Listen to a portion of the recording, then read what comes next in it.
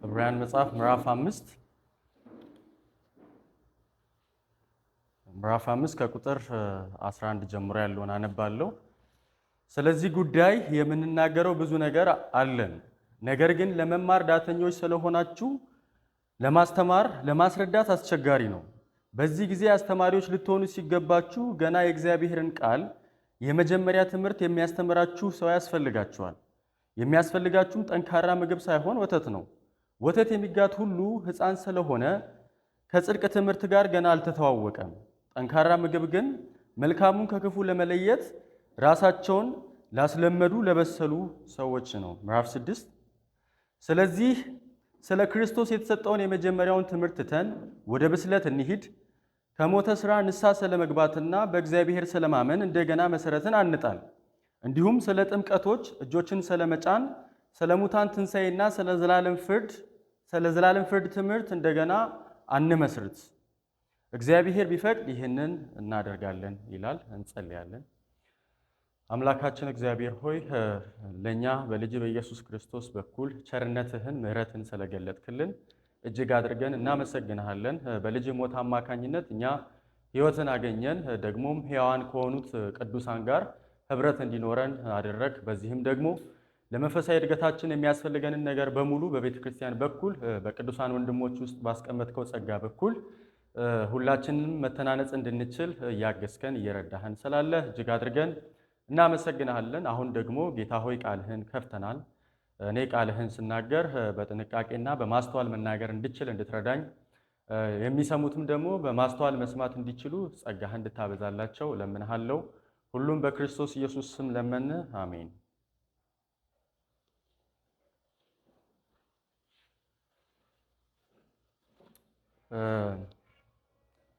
ዛሬ ምዕራፍ 5 እና ምዕራፍ 6ን የተወሰነ ለማየት እንሞክራለን ማለት ነው። እስከ ቁጥር 3 ያለውን የምዕራፍ 6ን ሀሳብ እንመለከታለን ማለት ነው። በዚህ በዛሬ ስር በዋናነት የምናየው መንፈሳዊ ሕፃንነት ምንድን ነው፣ ወይም ደግሞ በመንፈሳዊ ሕይወት አለመብሰል አለማደግ ምልክቶቹ ምንድን ናቸው፣ ደግሞ መፍትሄዎችስ ምንድን ናቸው የሚለውን በስፋት ለመመልከት እንሞክራለን።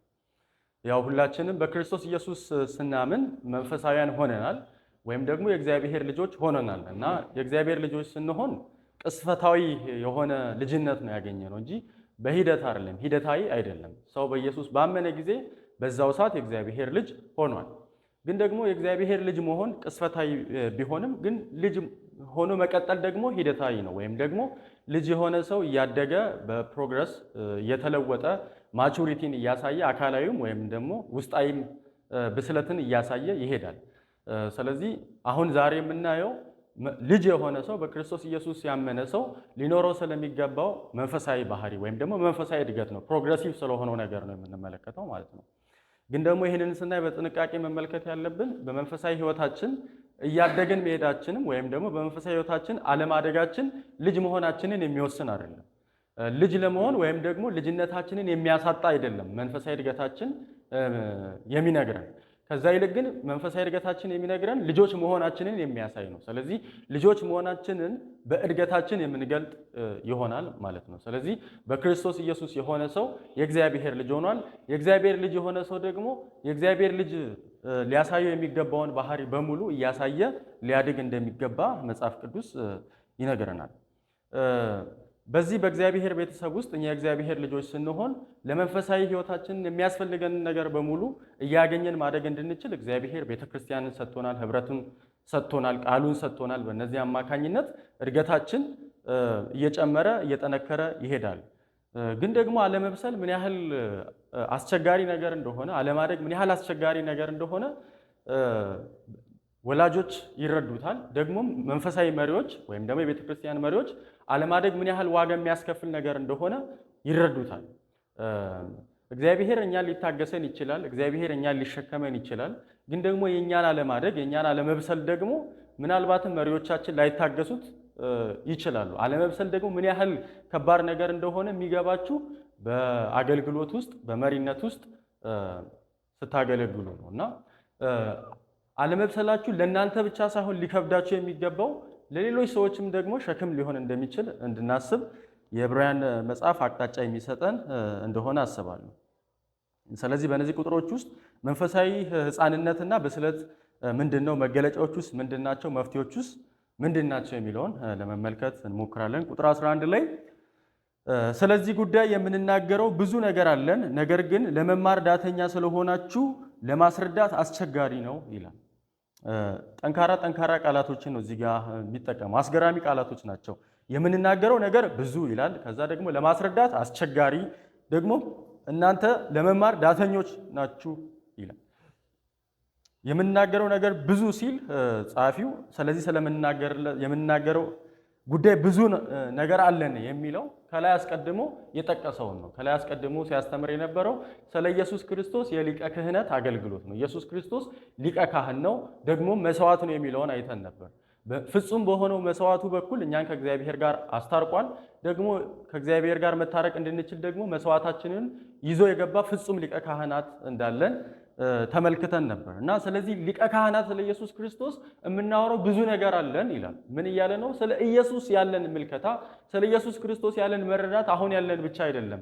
ከዚህ በበለጠ ስለ ኢየሱስ ልናወራው የምንችለው በርካታ ነገር አለ እያለ ነው። ነገር ግን ይህንን በተመለከተ እነዚህ የዕብራውያን ሰዎች ስለ ኢየሱስ በተመለከተ ለመስማት ዳተኞች እንደሆኑ ይነግራቸዋል መልሶ እና ዳተኛ የሆኑበትንም ጉዳይ ደግሞ ከተመለከትን በጥንቃቄ መሰረታዊ የሆነው ኢየሱስ ክርስቶስ ትምህርት ላይ ነው ማለት ነው። ኢየሱስ ክርስቶስ ትምህርት ላይ ለዘብተኛ ሆነዋል ወይም ደግሞ ቸልተኛ ሆነዋል። ይህንን ቸልተኝነታቸውን ደግሞ ምዕራፍ 6 ቁጥር 12 ላይ ይገልጻል። በእምነትና በትዕግስት የተስፋውን ቃል የሚወርሱትን እንድትመስሉ እንጂ ዳተኞች እንድትሆኑ አንፈልግም ይላል። ዳተኛ መሆን ማለት መሰላቸት ማለት ነው። ፍላጎት ማጣት ማለት ነው። ኮምፈርት ዞንን ላለመልቀቅ የሚደረግ ጥረት ማለት ነው። ኢየሱስን በተመለከተ እነዚህ ሰዎች ዳተኞች ሆነዋል።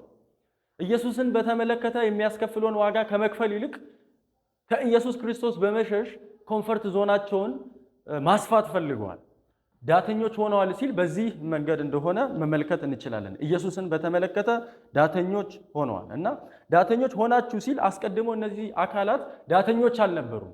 በጊዜ ሂደት ውስጥ ነው ኢየሱስን በተመለከተ ያላቸው መረዳት ወይም ደግሞ ስለ ኢየሱስ ክርስቶስ ያላቸውን ፎከስ ቀስ በቀስ እየተዉ የመጡት ማለት ነው። ስለዚህ የዕብራውያን ጸሐፊ እኔ የምናገረው ብዙ ነገር አለ፣ ስለምናገረው ብዙ ነገር እንኳን ደግሞ እናንተ ለመስማት ፈቃደኞች አይደላችሁም ይላቸዋል። እንዴት ነው እነዚህ ሰዎች ዳተኞች ሊሆኑ የቻሉት? ኢየሱስን በተመለከተ ለምንድን ነው ለመስማት ለመማር ፍላጎት እያጡ የመጡት? በእርግጥ ይሄ ክፍል አሁን የምናጠነው ክፍል ኢየሱስን በተመለከተ እንዴት ዳተኞች እንደሆኑ አይነግረንም። ግን ሙሉ የዕብራውያንን መጽሐፍ አወድ ከተመለከትን በተለይ ምዕራፍ 3 ላይ የሃይማኖታችን ሐዋርያና ሊቀ ካህናት የሆነውን ኢየሱስ ክርስቶስን ተመልከቱ ይላል። ስለዚህ ኢየሱስ ክርስቶስን ተመልከቱ የሚለው አገላለጽ ሌሎች አካላትን አትመልከቱ፣ ሙሴን፣ ነቢያትን፣ አሮንን፣ ካህናትን አትመልከቱ የሚል መመሪያ በውስጡ እንዳለው ከዚህ በፊት አይተን ነበር። ስለዚህ ኢየሱስን ተመልከቱ ሲል ትኩረታችሁን ከነሱ ላይ አንሱና ወደ ኢየሱስ አድርጉ እያለ እንደሆነ ተመልክተናል ከዚህ በፊት። ስለዚህ ምን ዳተኞች ሊሆኑ የቻሉበት አንዱ ምክንያት እይታቸውን ከኢየሱስ ክርስቶስ አንስተው ወደ ሌሎች አካላት በማድረጋቸው ነው። ወደነ ሙሴ፣ ወደነ አሮን፣ ወደ ነቢያቱ፣ ወደ መላእክቱ በማድረጋቸው ነው። ስለዚህ ስለ ኢየሱስ ለመስማት ልባቸው እየወረደ የመጣው ሌሎች አካላትን በተመለከተ እየሰሙ ያሉት ኢንፎርሜሽን ነው። እሱ ብቻ አይደለም። ምዕራፍ 10 ላይ እንደሚነግረን መሰባሰባችንን አንተው ደግሞ ይለናል። ስለዚህ መሰባሰባቸውን እየተው እንደመጡ መረዳት እንችላለን። በዚህም ኢየሱስ ክርስቶስ ላይ ያላቸውን ፎከስ እያነሱ የመጡበት ሌላኛው ምክንያት ከቅዱሳን ወንድሞች ጋር ህብረት ማድረጋቸውን እየተው ስለመጡ። ስለዚህ ኢየሱስን በተመለከተ ዳተኞች ልትሆኑ አይገባም። ዳተኞች እንድትሆኑ ደግሞ ምክንያት የሆነው ወደ ብሉይ ኪዳን በመመለሳችሁ ወደ ሙሴ በመመለሳችሁ ነው።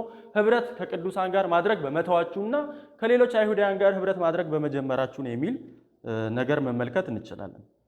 ግን ደግሞ ሌላ መጠየቅ ያለብን ነገር እንዴት ነው ዳተኞች ሊሆኑስ የቻሉት የሚለውን መመልከት አለብን። ኦፍ ኮርስ አስቀድሞ ባየነው ወደ ይሁዲነት እየተመለሱ ይመስላል።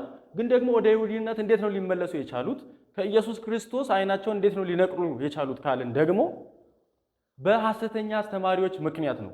ይሁዲነት ነው የመዳኛ ምክንያት፣ ኢየሱስ ክርስቶስ አይደለም፣ ብቻውን አይደለም። ስለዚህ ኢየሱስ ለመዳኛ ምክንያት ነው። አዎ እሱ ብቻ በቂ አይደለም። ግን ደግሞ እነ ሙሴም ያስፈልጋሉ፣ የአሮን ክህነት ያስፈልጋል ብለው ሙግት የሚያቀርቡ ሐሰተኛ አስተማሪዎች ነበሩ። ስለዚህ በእነዚህ ሐሰተኛ አስተማሪዎች ምክንያት ፎከሳቸው ከኢየሱስ ክርስቶስ እየተወሰደ መሆኑን እንመለከታለን።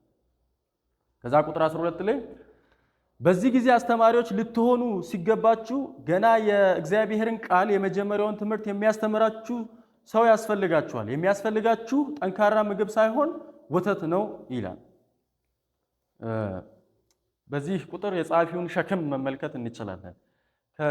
እነሱ ላይ ካደረጉት ኢንቨስት አንጻር ሊሆን የሚጠበቅባቸው ቦታና አሁን ያሉበት ቦታ የተለያየ ነው። አስተማሪው የሚጠብቀው የነሱ ቦታ ምን አይነት ቦታ ነው? አስተማሪዎች መሆን የሚችሉበት ቦታ ነው።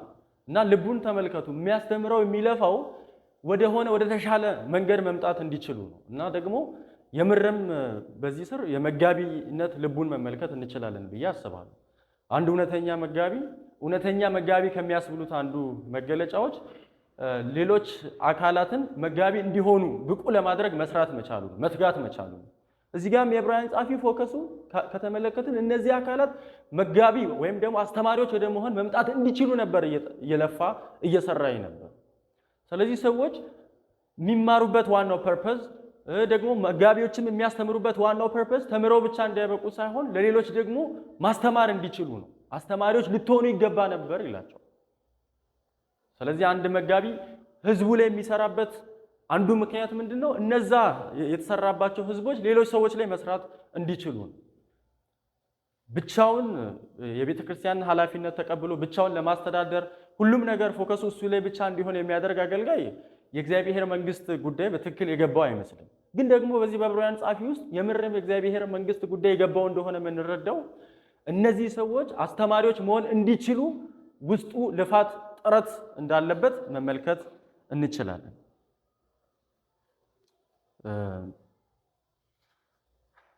ከዛ በጣም የሚገርማችሁ እነዚህ ተማሪዎች ደግሞ የዕብራውያን ተደራሲያን ተማሪ ከመሆን ባለፈ አስተማሪዎች መሆን በሚገባቸው በዚህ እድሜ ገና ሲማሩ የነበሩበትን መሰረታዊ ትምህርት እንኳን እየዘነጉ የመጡ ይመስላል።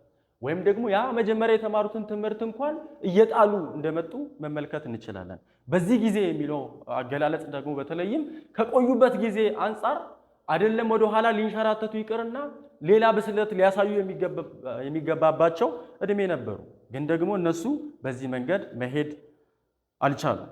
እና ከዚህም ደግሞ ሌላ አንድ የምንረዳው ነገር አንድ መጋቢ ሌሎች ሰዎች ላይ የሚሰራው እነሱ ራሱ መጋቢዎች መሆን እንዲችሉ እያሰበ መስራት እንዳለበት እንረዳለን። እርሱ ብቻ ሳይሆን አስተማሪ ለመሆን ራሱ የሆነ ጊዜ የሚያስፈልግ ነገር እንደሆነ መረዳት እንችላለን። ምክንያቱም በዚህ ጊዜ የሚለው አገላለጽ አስተማሪ ለመሆን ዝም ብሎ የአንድ ሌሊት ቅስፈት ወይም ደግሞ አስተማሪ ለመሆን ካለ ፍላጎት የተነሳ ብቻ ሳይሆን የጊዜ ሂደትም እንደሚያስፈልገው እንረዳለን።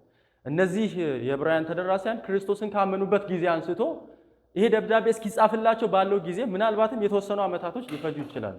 ስለዚህ ከመማር ወደ ማስተማር ለመምጣት ራሱ የተወሰነ ጊዜ እንደሚያስፈልግ መረዳት እንችላለን። ግን እነዚህ የዕብራውያን ተደራሲያን ይህን ሁሉ ጊዜ ፈይተው አይደለም አስተማሪ ሊሆኑ ይቅርና ወደ ኋላ የተንሸራተቱ እየመጡ እንደሆነ መረዳት እንችላለን። ሰው የሚማረው ለምንድን ነው? አስተማሪ ለመሆን። ስለዚህ መማር በራሱ በውስጡ አንድ ኃላፊነት አለው ማለት ነው። ሌሎችን ማስተማር እንድንችል ብቁ መሆን እንድንችል በውስጥ ታዋቂነት እየሰለጠንን ነው ማለት ነው። የዕብራውያን ጻፊ እነዚህን ተደራሲያን አስተማሪ መሆን አለባችሁ ከተማራችሁ ትምህርት አንጻር ከቆያችሁበት ጊዜ አንጻር ብሎ ካላቸው በመነሳት መረዳት የምንችለው እኛ ራሱ ስንማር ለማስተማር እየሰለጠንን መሆኑን ማወቅ እንዳለብን መረዳት መቻል አለብን። ስለዚህ በውስጡ ትሬኒንግም ነው ማለት ነው። ተምሮ መብቃት ይጠበቅብናል ማለት ነው።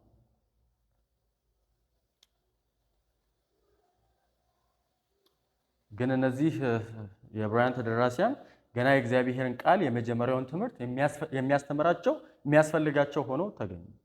ይህ የመጀመሪያው ትምህርት ምንድን ነው የሚለውን እንመልከት። ይህ ምዕራፍ 6 ቁጥር 1 ላይ አብራራው ይመስለኛል። የመጀመሪያው ትምህርት የሚለውን ምዕራፍ 6 ቁጥር 1 ስለዚህ ስለ ክርስቶስ የተሰጠውን የመጀመሪያውን ትምህርት ትተን ወደ ብስለት እንሂድ ይላል። የመጀመሪያው ትምህርት የሚለው ስለ ክርስቶስ መሆኑን እንረዳለን። ይህ የመጀመሪያ ትምህርት ክርስቶስን በተመለከተ የክርስቶስን ማንነት በተመለከተ የክርስቶስን ስራ በተመለከተ በኢየሱስ ክርስቶስ ስራ በኩል የተገኘውን ውጤት በተመለከተ ነው ማለት ነው። ስለ ኢየሱስ ማንነትና ስራ እንደገና የሚያስተምራቸው ሰዎች ያስፈልጋቸዋል እያላቸው ነው። በሌላ አባባል እነዚህ ሰዎች ከክርስቶስ እየተለዩ እንደሆነ መረዳት እንችላለን። ትኩረታቸው ከኢየሱስ ክርስቶስ ተነጥሏል። ወደነ ሙሴ ተወስዷል፣ ወደነ አሮን ተወስዷል፣ ወደ መላእክት ተወስዷል። ስለዚህ እንደገና ወደ ኢየሱስ ክርስቶስ ፎከሳችሁ ማድረግ እንድትችሉ አስተማሪዎች ያስፈልጋችኋል እያለ ነው። ይህ የመጀመሪያ ትምህርት ተብሎ የተገለጸው መሰረታዊ ትምህርት ማለት ነው እንጂ ሌላ ይሄ ደካማ የሆነ ትምህርት፣ ጠንካራ ያልሆነ ትምህርት ምናምን ማለቱ አይደለም። የመጀመሪያ ትምህርት ሲል መሰረታዊ የሆነ ትምህርት፣ ያም መሰረታዊ ትምህርት ክርስቶስን በተመለከተ ነው። ክርስቶስን በተመለከተ ልትማሩ ያስፈልጋቸዋል። ክርስቶስን በተመለከተ አሁን የተንሻፈፈ ምልከታ መያዝ ጀምራቸዋል።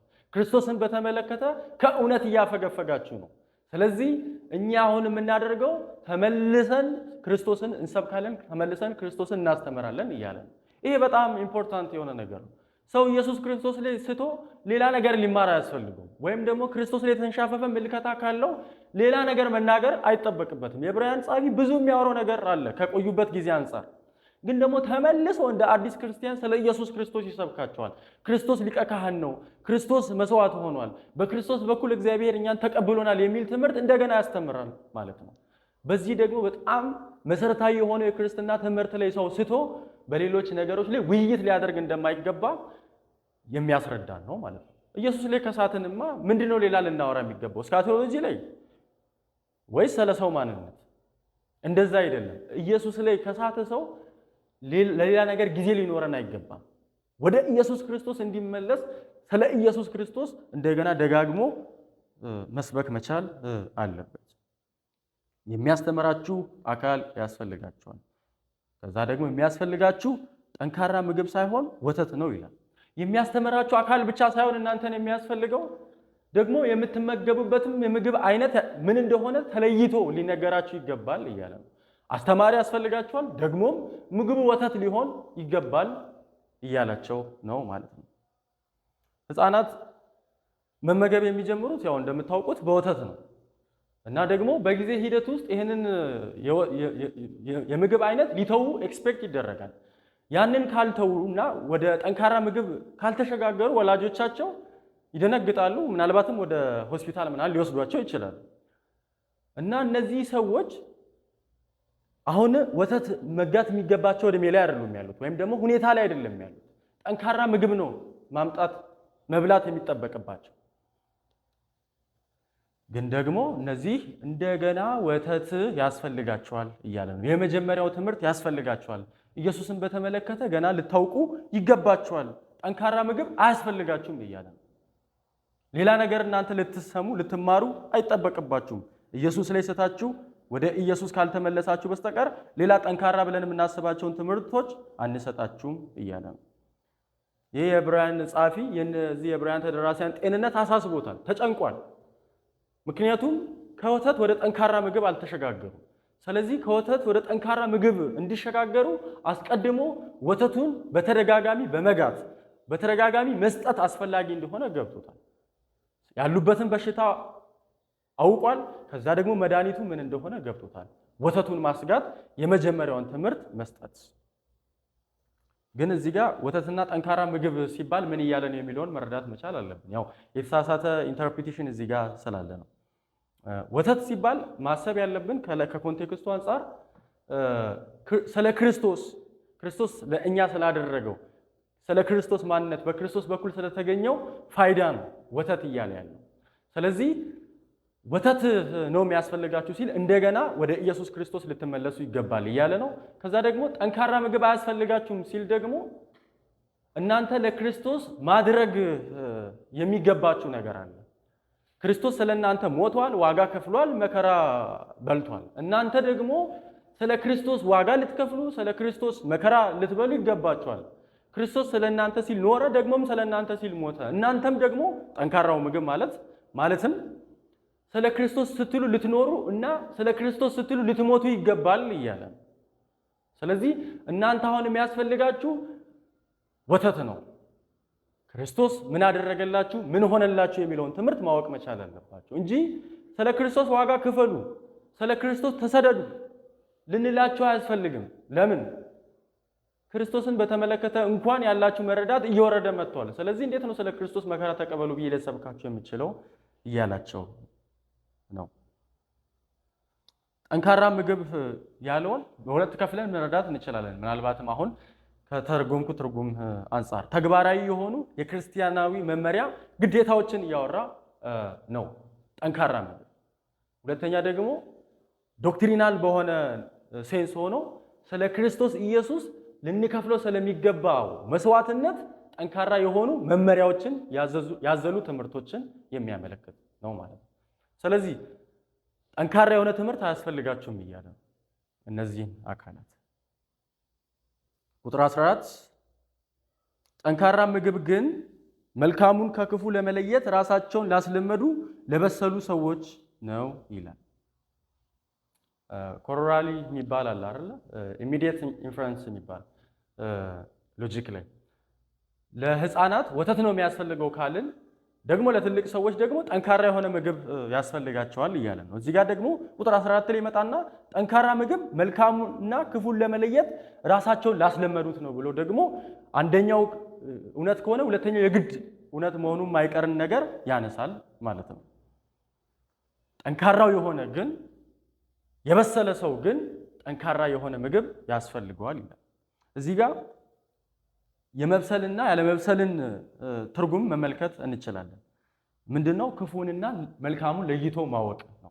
ሞኝ የሆነ ሰው ወይም ደግሞ ያልበሰለ ሰው ልጅ የሆነ ሰው እስካሁን መገለጫው ምንድነው? መልካሙንና ክፉን ለይቶ አያውቅም። ግን ደግሞ ያደገ ማቹር የሆነ ደግሞ ክፉንና መልካሙን ነገር ለይቶ ያውቃል ማለት ነው። ስለዚህ ልጅ ናችሁ ሲል እስቲል ክፉንና መልካሙን መለየት አልቻላችሁም እያለ ጠንካራ ምግብ ደግሞ ለበሰሉት ያስፈልጋል ሲል ደግሞ መልካምና ክፉን መለየት ለቻሉ ሰዎች ለነዚህ ጠንካራ የሆነ ነገር ያስፈልጋቸዋል እያለ ምንድነው ግን ይሄ መልካምና ክፉ ነገር የሚለውን መረዳት መቻል አለብን። ክፉ የተባለው ወደ ሙሴ ወደ አሮን እና ወደ መላእክቱ መመለስ ነው። ማለትም እነሱን የድነታችን መሰረት አድርጎ መውሰድና ወደ እነሱ መመለስ ክፉ የሆነ ነገር ነው። ከዛ ደግሞ መልካም የሆነው ነገር ደግሞ ኢየሱስ ብቻ የአዲሱ ኪዳን ዋስ፣ የአዲሱ ኪዳን ተጠሪ፣ የአዲሱ ኪዳን መካከለኛ ወደ ሆነው ወደ እሱ መጠጋት ነው ማለት ነው። ስለዚህ እነዚህ ህፃናት ናችሁ ሲላቸው ምን እያለ ነው? ወደ እነ ሙሴ ለመመለስ መሄዳችሁ፣ ወደ ነቢያቱ ለመመለስ መከጀላችሁ ምንድነው የሚያመለክተው? ክፉ የሆነውን ነገር ለይታችሁ መያዝ አለመቻላችሁን ነው የሚያመለክተው። ወደ ኢየሱስ ክርስቶስ ብቻ ትኩረታችሁ ማድረግ ስላልቻላችሁ ልጅ ናችሁ ደግሞ መልሶ ይላቸው።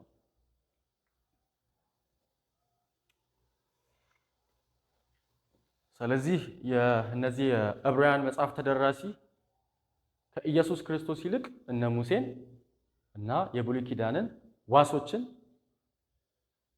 ልባቸው ወደ እነሱ እንዳረፈ መመልከት እንችላለን ማለት ነው። ከዚህ በኋላ ደግሞ ለመንፈሳዊ እድገት ጥሪ ያቀርብላቸዋል ማለት ነው ምዕራፍ 6 ላይ።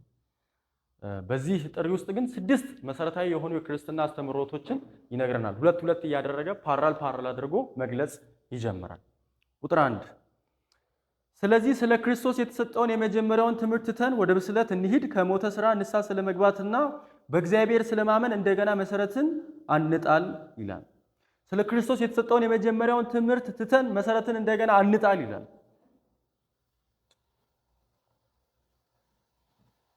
ስለ ክርስቶስ እንደምታውቁ ሰው፣ ስለ ክርስቶስ እንደተረዳችሁ ሰው ክርስቶስ አዳኝ ነው፣ ሙሴ አዳኝ አይደለም እያልን እንደገና ማውራት ለእናንተ አይጠበቅብንም እያለን። ለምንድን ነው እንደገና ለእናንተ መሰረት የምንመሰርተው?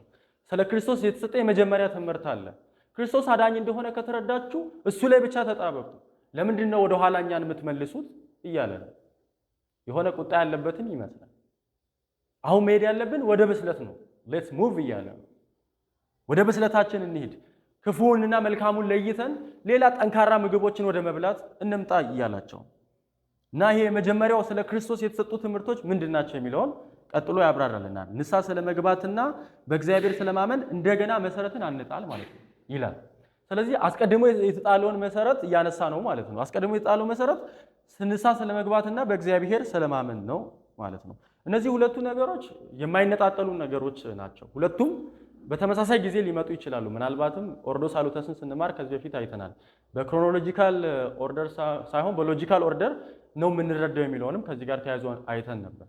ስለዚህ ሁለቱም ነገር ተመሳሳይ የሆኑ ነገሮች ናቸው። የአንድ ሳንቲም ሁለት ገጽታዎች ናቸው ማለት ነው። መጽሐፍ ቅዱስ ላይም በተደጋጋሚ እነዚህን ሁለቱን ነገሮች በአንድ ጊዜ ያመጣል፣ ንስሐና እምነትን። ሐዋርያት ሥራ ምዕራፍ 20 ቁጥር 21 ላይ በንስሐ ወደ እግዚአብሔር እንዲመለሱና በጌታችን በኢየሱስ እንዲያምኑ ለአይሁድም ለግሪክ ሰዎች አጥብቄ መስክሬላቸዋለሁ ይላል። ሁለቱንም በተመሳሳይ መንገድ ነው እዚህ ጋር ያቀረበው። ግን እዚህ ጋር ንስሐንና እምነትን ለብቻ ለብቻ ብንመለከት ጥሩ ነው። ንስሐ የተያዘው እዚህ ጋር ከሞተ ስራ ጋር ነው የሚለው። ከሞተ ስራ ጋር አያይዞ ነው ያቀረበው። የሞተ ስራ ምንድን ነው? የሞተ ስራ ማለት ሊያድናቸው የማይችለውን ስራ መስራት ማለት ነው። በተለይም ይህንን ምዕራፍ 9 ላይ አብራርቶልናል። በሙሴ ሕግ ስርዓቶች መሰረት ድነት ለማግኘት የሚደረጉ ስራዎች በሙሉ የሞቱ ስራዎች ናቸው። ዕብራውያን 9 ቁጥር 14 ላይ በዘላለም መንፈስ አማካኝነት ራሱን ነውር አልባ መስዋዕት አድርጎ ለእግዚአብሔር ያቀረበው የክርስቶስ ደም ሕያው እግዚአብሔርን እንድናመልክ ሕሊናችንን ከሞተ ስራ እንዴት ይበልጥ ያነጻ ይሆን ይላል። በብሉይ ኪዳን ስርዓቶች በኩል ለመዳን የምናደርጋቸው ጥረቶች በሙሉ የሞተ ሰው ስራ እንደሆነ አድርጎ ነው የሚገልጸው። ልክ ኤፌሶን መጽሐፍ ምዕራፍ 2 ላይ ሙታን የሆኑ ሰዎች ብሎ እንደገለጸው ማለት ነው። ሙታን የሆነ ሰው በሙሉ የሚያቀርበው ስራ በጠቅላላ የሙት ስራ ነው። እግዚአብሔር የማይቀበለው፣ እግዚአብሔር ሪጀክት የሚያደርገው ስራ ነው ማለት ነው። ስለዚህ በስራችን ለመጽደቅ ከምናደርገው ጥረት ወጥተን ደግሞ ንስሐ እንግባ፣ አካሄዳችንን እንቀይር፣ መንገዳችንን ስተናልና እንመለስ። ድነት የሚገኝበት መንገድ እናንተ አሁን እየሄዳችሁ የመረጣችሁበት ያለው መንገድ ሳይሆን በክርስቶስ በኩል የተገኘው የድል ዜና ነው። ወደ እሱ ነው መመለስ ያለባችሁ እያለ ነው። ሽፍት ማድረግ መቻል አለባችሁ። ሊያድናችሁ ከማይችለው ስራ ሊያድናችሁ ወደሚችለው አካልና ስራ ተመለሱ እያላቸው ነው ማለት ነው። ከዛ በእግዚአብሔር ስለማመን ይላል። ይህ ደግሞ የንስሐ ሁለተኛው ገጽታ ነው። ሊያድነን ከማይችለው ስራ ተለይተን ሊያድነን ወደሚችለው ወደ እግዚአብሔር መጠጋት ማለት ነው እምነት። ስለዚህ ወደ እነ ሙሴ መመለስ፣ ወደ ሕጉ መመለስ፣ ወደ መሞት መመለስና ከዛ በኋላ ደግሞ በሕጉ በኩል ለመጽደቅ የሚያደርጉት ጥረት የሞተ ስራ እንደሆነ ይገልጽና ከእሱ አካሄዳቸውን ዞር አድርገው እግዚአብሔርን ማመን መቻል አለባቸው። ምክንያቱም ማዳን የእግዚአብሔር ስለሆነ ሊያድነን የሚችለው አካል ራሱ እግዚአብሔር ብቻ ስለሆነ ማለት ነው። ስለዚህ የክርስትና የመጀመሪያውንና መሰረታዊን ትምህርት ያነሳል ማለት ነው። ይሄ አሁን ሁለቱ የጠቀሳቸው ወደ ክርስትና መግቢያ በሮችን ነው እያነሳ ያለው፣ ወደ እግዚአብሔር የምንጨመርበት የእግዚአብሔር የምንሆንበት ይህ የመጀመሪያው መሰረታዊ ትምህርት ነው።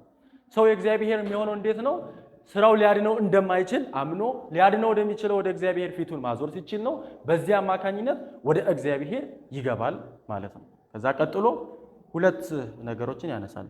ስለ ጥምቀቶችና እጆችን ስለመጫን ይላል። ደግሞ ቀጣዮቹ ሁለቱ ነገሮች ደግሞ ከቤተ ክርስቲያን ጋር ያሉ ግንኙነቶች ናቸው። አንድ ሰው በክርስቶስ ኢየሱስ ሲያምን ንስሐ ሲገባ ወደ ክርስቶስ አካልነት ይጨመራል፣ የእግዚአብሔር ወገን ይሆናል።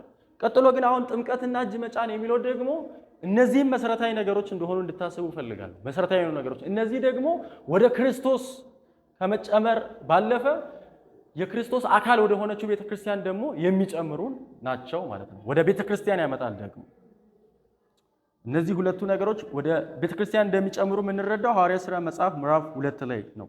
ቃሉን የተቀበሉት ተጠመቁ ይልና እኚህ የተጠመቁ ሰዎችን ይዘረዝራል። ምን እንደሆኑ ይዘረዝራል።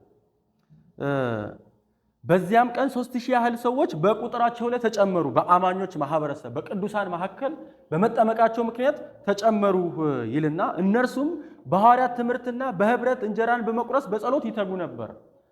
ስለዚህ በክርስቶስ ኢየሱስ ያመነ ሰው ወደ ቤተክርስቲያን መጨመር አለበት። ለምንድን ነው የሚጨመረው? በቃሉ ለማድረግ ለመትጋት ነው ማለት ነው። በጸሎት ለመትጋት ነው።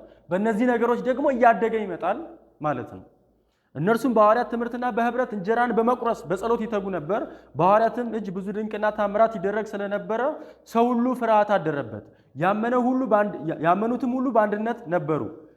ያላቸውንም ሁሉ የጋራ አደረጉ። ሀብታቸውንና ንብረታቸውን እየሸጡ ለእያንዳንዱ ሰው የሚያስፈልገውን ያህል ይሰጡ ነበር። በየዕለቱ በቤተ መቅደስ በአንድነት እየተገኙ በቤታቸውም እንጀራን እየቆረሱ በደስታና በቀና ልብ ይመገቡ ነበር። እግዚአብሔርንም እያመሰገኑ በሕዝቡ ሁሉ ፊት ሞገስ ነበራቸው። ጌታም የሚድኑትን በቁጥራቸው ላይ ዕለት ዕለት ይጨምር ነበር። ስለዚህ እነዚህ አሁን ቀጥሎ የገለጻቸው ሁለቱ ነገሮች ወደ አማኞች በመጨመር ከአማኞች ጋር የእድገት መንገድ እንደሆነ አድርጎ ይገልጽልናል ማለት ነው። ከእግዚአብሔር ጋር ባለን ህብረት በእምነትና በንስሐ በኩል ገብተናል። ከቅዱሳን ጋር ደግሞ የሚኖረን ህብረት ደግሞ በጥምቀት ከዛ ደግሞ ቀጥሎ እጆችን በመጫን ይላል። እዚህ ጋር ጥምቀት የሚለው ፕሉራል አድርጎ ነው ጥምቀቶች ብሎ ነው እና ቃሉን በትክክል ካየነውም ደግሞ መንጻቶች ተብሎም መተርጎም ይችላል። ይህንኑ ቃል ራሱ ዕብራውያን 9 ቁጥር 10 ላይ ገልጾልናል። እነዚህ ሁሉ አዲስ ስርዓት እስኪመጣ ድረስ የሚደረጉ የምግብና የመጠጥ እንዲሁም የተለያዩ የመንጻት ስርዓቶች ብቻ ናቸው። ፕሉራል ነው፣ ተመሳሳይ ነው። የመንጻት ስርዓቶች ብሎ ማለት ነው። ስለዚህ ጥምቀቶች የሚለው የመንጻት ስርዓቶች ብሎ መመልከት እንችላለን። ግን ደግሞ ስለ ብሉይ ኪዳን የመንጻት ስርዓት ወይም ደግሞ ጥምቀቶች ብቻ እያወራ አይደለም። ስለ አዲስ ኪዳኑ ጥምቀቶች እያወራ እንደሆነ መረዳት እንችላለን። ይሄን ለምንድን ነው የምንለው? መጀመሪያ የነገርናችሁ ያንን መሰረታዊ ትምህርት አለ፣ እሱን ደግመን አንመስረት እያለ ስለሆነ እና ይሄ መሰረታዊ ትምህርቱን ደግሞ እያብራራ ከሆነ እነዚህ አካላት አስቀድሞ የአዲሱን ኪዳን የመጀመሪያውን ትምህርት ተምረዋል ማለት ነው። ስለዚህ ስለ ጥምቀቶች ሲል ስለ ብሉይ ኪዳን የመንጻት ስርዓት ብቻ ሳይሆን ስለ አዲስ ኪዳን ጥምቀቶችም እያወራ እንደሆነ መረዳት እንችላለን። በተለይም ስለ ውሃ ጥምቀት ማለት ነው። ምክንያቱም ወደ አካሉ የሚጨመሩበት ስርዓት ስለሆነ። ከዛ እጆችን ስለመጫን ይላል። እጅ መጫን በመጽሐፍ ቅዱስ ውስጥ በብዙ አውድ ተገልጾ እናገኛለን። ከሹመት ጋር፣ ከመባረክ ጋር፣ ከተለያዩ ነገሮች ጋር የገባ ቃል ነው። እዚህ ጋር ግን ጆን ካልቪን የሚለውን ብንመለከት ጥሩ ነው ብዬ አስባለሁ። በድሮ ጊዜ አንድ ሰው ከተጠመቀ በኋላ የሚደረግ የእጅ መጫን ስርዓት አለ፣ የቡራኬ ማለት ነው እና ስለዚህ ሁለቱም ፓራል አድርጎ ማስቀመጡ በዛ ሴንስ እንድንረዳው የሚያደርግ ነው። በዘመኑ የነበረውን ስርዓት እያነሳ ነው። ከተጠመቁ በኋላ እጆቻቸው እጅ ይጫንባቸዋል ብሎ ይነግረናል። ስለዚህ ጥምቀት እጅ መጫን ከቤተ ክርስቲያን ጋር በተያያዘ እንደሆነ ይገልጽልንና ከዛ የመጨረሻ ስለ ሙታን ትንሣኤና ስለ ዘላለም ፍርድ ይላል። እነዚህ ደግሞ የመጨረሻው የአማኝ ዴስቲኒ ምን እንደሆኑ የሚገልጹ ናቸው። የእግዚአብሔር ወገን ሆነናል በንስሐና በእምነት በኩል። ከዛ ደግሞ በጥምቀትና እጆችን በመጫን ደግሞ የቤተ ክርስቲያን አካል ሆነናል። ከዛ ቤተ ክርስቲያኑ ስንሆን ደግሞ በቃሉ በማዕድ አብሮ በመቁረስ በጸሎት እያደግን እንሄዳለን። ከዛ ደግሞ በስተመጨረሻ ደግሞ የሚጠብቀን ነገር አለ። እሱም ምንድነው? የሙታን ትንሣኤና የዘላለም ፍርድ ብሎ ይገልጽልናል ማለት ነው። አማኝ ከሞተ በኋላ እንደገና የከበረ ተስፋ አለው ይለናል። በተለይ ቆሮንቶስ 15ን ስታዩ አማኝ ያልሆኑ ሰዎች የሚያስቡት ሐሳብ አለ። ተስፋቸው ለዚህ ምድር ብቻ እንደሆነ ይገልጻል። እኛ ግን ትንሣኤ አለ፣ የዘላለም ፍርድ አለ ብሎ በመናገሩ በተዘዋዋሪ አማኞች የሚጠብቃቸው የክብር ተስፋ አለ እያለ መሆኑን መመልከት እንችላለን።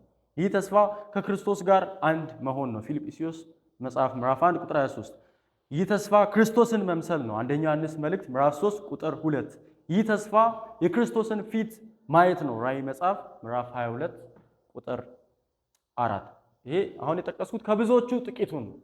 አማኞች የከበረ ተስፋ አላቸው ስንል ምን እያለን ነው? የክርስቶስን ፊት እናያለን፣ እርሱን እንመስላለን እያለን ነው ማለት ነው። ከክርስቶስ ጋር ህብረት ይኖረናል እያለን። ስለዚህ አማኞች የሚጠብቃቸው የከበረ ተስፋ አላቸው ይላል። ስለ ሙታን ትንሣኤና ስለ ዘላለም ፍርድ ሌሎች ክፍሎች ላይ ግልጽ በሆነ ሁኔታ ያስቀምጡልናል። ዮሐንስ ወንጌል ምዕራፍ 5 ቁጥር 28 ላይ በዚህ አትደነቁ፣ መቃብር ውስጥ ያሉ ሁሉ ድምፁን የሚሰሙበት ጊዜ ይመጣል። መልካም የሰሩት ለሕይወት ትንሣኤ፣ ክፉ የሰሩት ደግሞ ለፍርድ ትንሣኤ ይወጣሉ ይላል። ትንሣኤ የሁለቱም ነው። በነገራችን የማያምኑትም የሚያምኑትም ነው። ያው የማያምኑ ሰዎች ትንሣኤ የላቸውም ብለው የሚያስቡ አካላት ስላሉ እነዚህ ሰዎች ራሱ የክርስትናን መሰረታዊ ትምህርት አልተረዱም ማለት እንችላለን። ትንሣኤ መሰረታዊ ትምህርት ነው ካልን የዘመን መጨረሻ በተለይም ትንሣኤና የዘላለም ፍርድ መሰረታዊ ትምህርት ነው ካልን እና ደግሞ ሰዎች እዚህ ላይ ከሳቱ መሰረታዊ የሆነውን ትምህርት ስተዋል ማለት ነው። ትንሣኤ የሚጠብቀው በሁለቱም ወገኖች ናቸው ነው፣ በሚያምኑም ደግሞም በማያምኑ። ዳንኤል መጽሐፍ ምዕራፍ 12 ላይ ይሄንን እንመለከታለን። በምድር ላይ ካንቀላፉት ግማሹ ለዘላለም ሕይወት እኩሌታው ደግሞ ለዘላለም ሕይወት ይነሳሉ ይላል። ስለዚህ ሁለቱም ይነሳሉ፣ የሚያምኑትም የማያምኑትም። ሐዋርያት ሥራ ምዕራፍ 24 ቁጥር 14 ላይ ይሁን እንጂ እነርሱ ኑፋቄ በሚሉት በጌታ መንገድ የአባቶቻችንን አምላክ አመልካለሁ፣ በሕጉ የታዘዘውንና በነቢያት የተጻፈውን ሁሉ አምናለሁ፣ ደግሞም ወደ እነዚህ ሰዎች ሁሉ ጻድቃንና ኃጢያንን ከሙታን እንደሚነሱ በእግዚአብሔር ተስፋ አለኝ። ጻድቃንና ኃጢያን ይነሳሉ ይላል። ስለዚህ ሁለቱም የትንሣኤን አካል ይለብሳሉ። ታዲያ ለአማኞች ይሄ የተለየ የሚያደርገው ነገር ምንድን ነው ካልን ቀጥሎ ያለው ቃል የዘላለም ፍርድ የምትለው ቃል ማለት ነው። የዘላለም ፍርድ በኔጌቲቭም በፖዚቲቭም ወይም በአሉታዊም በአዎንታዊም የሚሰራ ነው። በክርስቶስ ኢየሱስ ያመኑ ሰዎች ክርስቶስ ስለሞተላቸው፣ ዋጋ ስለከፈለላቸው፣ የክርስቶስ ጽድቅ ስለተቆጠረላቸው ፍርድ ይደረግላቸዋል፣ ይፈረድላቸዋል። ማለትም የዘላለም ሕይወት የተገባቸው ሆነው ይቆጠራሉ ማለት ነው በእግዚአብሔር ዘንድ። ስለዚህ የዘላለም ሕይወት ይፈረድላቸዋል። ሲፈረድላቸውም ደግሞ ያ ሕይወት ዘላለማዊ የሆነ ሕይወት ነው ብሎ ነው የሚገልጽልን። በክርስቶስ ኢየሱስ የማያምኑ ግን ክርስቶስ ኢየሱስ ስለሌላቸውና ክርስቶስ ዋጋ ስላልከፈለላቸው እነሱ ዘላለማዊ የሆነ ፍርድ ደግሞ ይጠብቃቸዋል ማለት ነው። ስለዚህ ልዩነታችን ከሙታን ከተነሳን በኋላ የትንሣኤን አካል ከለበስን በኋላ የምንኖረው አይነት የሕይወት አይነት ነው ማለት ነው። በክርስቶስ ኢየሱስ የሆኑ ሰዎች የሚጠብቃቸው እረፍት፣ ክብር፣ ክርስቶስን መምሰል፣ ከክርስቶስ ጋር ኅብረት ማድረግ ሲሆን በክርስቶስ ኢየሱስ ደግሞ ያላመኑ ሰዎች የሚጠብቃቸው ውርደት፣ ኀፍረትና ዘላለማዊ ፍርድ ነው ማለት ነው። ስለዚህ በክርስቶስ ኢየሱስ ያመኑ ሰዎች ሁሉ ዕድለኛ ናቸው። ይሄ ተስፋ አላቸው። እዚህ ጋር የዘመን መጨረሻን በተመለከተ ምናልባትም እኛ ስናስብ መሰረታዊ የሆነ ነገር አድርገን ላናስብ እንችላለን። ያው እስካቶሎጂ ላይ የተለያየ ቪው ሊኖረን ይችላል። ያ መሰረታዊ ነገር አይደለም ምናምን ልንል እንችላለን። ኦፍኮርስ እስካቶሎጂ ላይ መለያየታችን ያን ያህል መሰረታዊ ነገር ላይሆን ይችላል። ግን መሰረታዊ የሚያደርገው ነገር ምንድን ነው? የሙታን ትንሣኤን መካድ ከጀመርን ዘላለማዊ ፍርድ እንዳለ እና ዘላለማዊ ሕይወት እንዳለ ከካድን መሰረታዊ ይሆናል ማለት ነው። እስካቶሎጂ ለምሳሌ ፖስት ሚሊኒያሊዝም፣ ፕሪሚሊኒያሊዝም፣ አሚሊኒያሊዝም የምንለው ክርክር ምናልባትም ያ መሰረታዊ ላይሆን ይችላል። ግን ደግሞ እስካቶሎጂ ላይ የተከራከርን የማያምኑ ሰዎች በትንሣኤ አካል አይነሱም ካልን መሰረታዊ የሆነውን ነገር እየሳቱ ነው። ፍርድ አይጠብቃቸውም እያለን ከሆነ መሰረታዊ ነገር እየሳት ነው ማለት ነው። ስለዚህ አኒሌሽኒስቶች እዚህ ጋር መሰረታዊ የሆነውን የክርስትና ትምህርት እየሳቱ ነው እንጂ እስካቶሎጂ ላይ እንዳለው አንድ ቶፒክ እየሳቱ አይደለም ማለት ነው። እነዚህ አሁን የተጠቀሱ 6ቱ ነገሮች የክርስትና መሰረታዊ ትምህርቶች አድርጎ ነው የሚገልጸው። ወደ ክርስትና መግባት፣ በክርስትና ሕይወት ውስጥ ማደግ፣ ከዛ ደግሞ ክርስትና የሚጠብቀው የመጨረሻው ድል ምን እንደሆነ በወንጌል መልእክት ውስጥ ይነገራል ማለት ነው። ከዛ ቁጥር 13 ላይ እግዚአብሔር ቢፈቅድ ይህንን እናደርጋለን ይላል። እግዚአብሔር ቢፈቅድ ሲል እግዚአብሔር ከፈቀደ ይሆናል፣ እግዚአብሔር ካልፈቀደ አይሆንም እያለ አይመስለኝም። ከዛ ይልቅ የምናደርገውን ነገር በሙሉ እግዚአብሔር ያዘዘንን ነገር በሙሉ በምናደርገው በእግዚአብሔር ፈቃድ ውስጥ ሆነን ነው እያለ ማለትም ከእግዚአብሔር ፈቃድ ውጪ የእኛን ጉልበት ልናባክን የምንችልበት አንዳች ነገር የለም እያለ ግን ደግሞ በእግዚአብሔር ፈቃድ ውስጥ ሆነን ለእግዚአብሔር የተገዛን ለእግዚአብሔር የታዘዝን የምናደርገው ነገር ምንድን ነው? ይህንን እናደርጋለን ሲል ሰዎችን ወደ ብስለት ደግሞ ማምጣት እንችላለን፣ ወይም ደግሞ ከወተት ወደ ጠንካራ ምግብ እናመጣቸዋለን እያለ መሆኑን መረዳት እንችላለን። ለመጠቅለል እንዲመቸኝ መጠየቅ ያለብኝ ጥያቄ አለ ብዬ አስባለሁ። አሁን እነዚህ መሰረታዊ የሆኑ ነገሮች ብለን የጠቀስናቸው ነገሮች ትምህርቱ ወተት ነው ብሎ ገልጾታል። ደግሞ በሕፃንነት ወቅት ልንማረው የሚገባ ትምህርት ነው ብሎናል። ይሄ ማለት ልል ትምህርት ነው ወይም ደግሞ አላስፈላጊ ትምህርት ነው ማለት ነው አይደለም። የተቃወመ ያለው በጊዜ ሂደት ውስጥ ሊያገኙት ስለሚገባ ብስለት እና ደግሞ ያንን ብስለት አለማግኘታቸውን ነው እንጂ ተቃውሞ ያለው ትምህርቱን በራሱ የሕፃንነት ትምህርት ነው እያለ አይደለም። ወይም ደግሞ አላስፈላጊ የሆነ ትምህርት ነው እያለ አይደለም። የመዳን እውነት ነው፣ መሰረታዊ የሆነ እውነት ነው፣ የመጀመሪያ የሆነ ትምህርት ነው፣ ማንም ሊያውቀው የሚገባው ትምህርት ነው። ግን ይሄንን ትምህርት በዚህ ዘመን እና ደግሞ በእኛ ኮንግሪጌሽን ወይም ደግሞ በእኛ ህይወት ውስጥ ስንመለከተው ለኛ ይሄ ጠንካራ ምግብ ነው ወይስ የሕፃንነት ትምህርት ነው የሚለውን ወይም ደግሞ ወተት ነው ብለን መጠየቅ መቻል አለብን።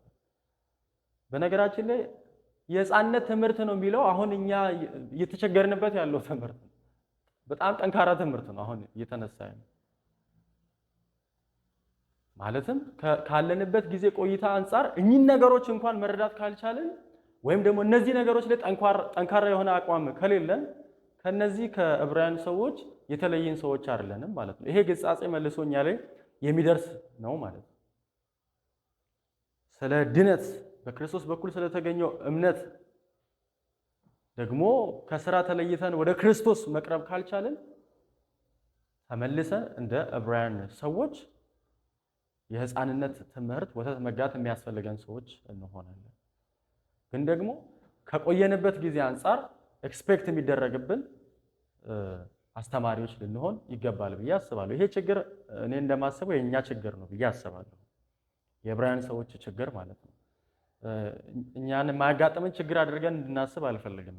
በዛም ትዕቢተኞች መሆን የለብንም። በእርግጥም ይሄ ችግር እኛ ጋር ያለ ከቆየንበት ጊዜ አንጻር መምህራን መሆን መቻል አለብን ብዬ አስባለሁ። ሌሎችን ማስተማር የምንችል ሰዎች መሆን መቻል አለብን።